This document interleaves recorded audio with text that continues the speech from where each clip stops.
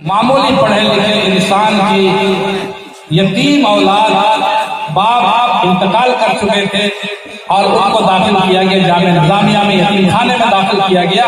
اللہ پاک نے امام غزالی کو جامعہ نظامیہ کی بدولت، اس مدرسے کی بدولت اللہ نے وہ مقام دیا کہ امام غزالی بنے۔ آج بھی مدرسوں میں جو بچے پڑھتے ہیں نہیں معلوم کر ان میں کون امام غزالی ہوگا اور کون مولانا قاسم نانوتوی ہوگا، کون مولانا اشرف علی تھانوی ہوگا، کون مولانا اصغر علی ہوگا، کون مولانا عبدالغنی ہوگا، کون مولانا فضل الرحمن گنج مراد آبادی ہوگا، اور کس سے اللہ کام دینے والے ہیں۔ یاد یہ مت سوچئے کہ پہلے والے بزرگ اب آنے والے نہیں، ہرگز نہیں۔ ہمارا یقین ہے کہ دین قائم ہے، قیامت تک دین رہے گا، اور کوئی نبی آنے والا نہیں ہے، کوئی نبی آنے والا نہیں ہے، نبوت ختم ہو چکی ہے۔ وما محمد الا رسول، محمد صلی اللہ علیہ وسلم اللہ کے رسول تھے۔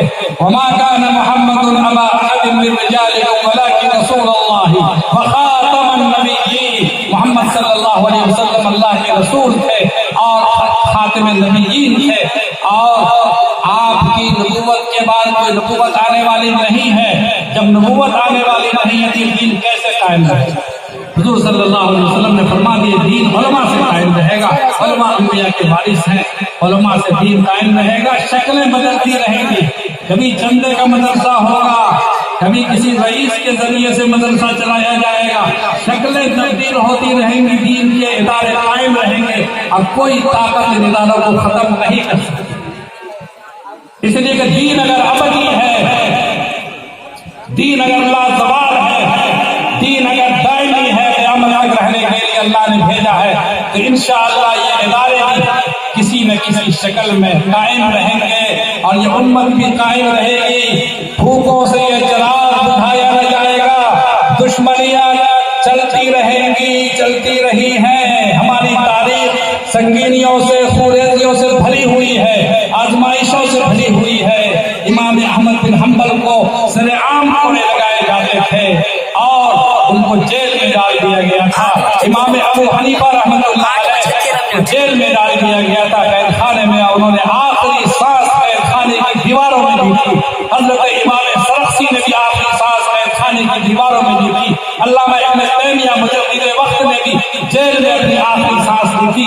ہماری تاریخ یہ ہے محنتوں سے، آزمائشوں سے، قربانیوں سے بھری ہوئی ہے۔ انشاءاللہ مدرسوں کو کوئی مٹا نہیں سکتا ہے، اور سب سے زیادہ مدرسے ہی غیر اسلامی طاقتوں کو پھٹکتے ہیں۔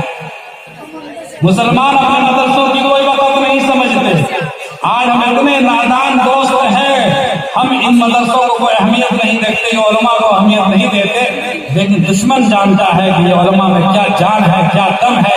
جب تک یہ ادارے قائم رہیں گے، یہ امت قائم رہے گی، نظام قائم رہے گا، مسجدیں قائم رہیں گی، مدرسے قائم رہیں گے، اور انشاءاللہ رسول اللہ صلی اللہ علیہ وسلم کا پرچم لہراتا رہے گا۔ اللہ تعالی ہمیں ان علم کا محافظ بنائے، دین پر چلنے والا بنائے، رسول اللہ صلی اللہ علیہ وسلم سچی محبت عطا فرمائے، اور اس اجلاس کو کامیاب بنائے، اس مدرسے کو قبول فرمائے، اس مدرسے میں اچھے طلباء اور اساتذہ اللہ تعالیٰ بھیجیں، غیر سے رجال کار بھی عطا فرمائے، مخلصین بھی عطا فرمائے، افراد بھی عطا فرمائے، ان لوگوں کے اندر بھی تقویٰ اللہ عطا فرما دے، اخلاص اللہیت پیدا فرما دے، اور یہ اس نیت سے چلائے مدرسوں کو جو مدرسہ چلانا ایک عبادت ہے، ایک ریاضت ہے، ایک بندگی ہے اللہ کی، اور ہمیں کہنے سے زیادہ اور سننے سے زیادہ عمل کی توفیق نصیب فرمائے۔ وآخر دعوانا الحمدللہ۔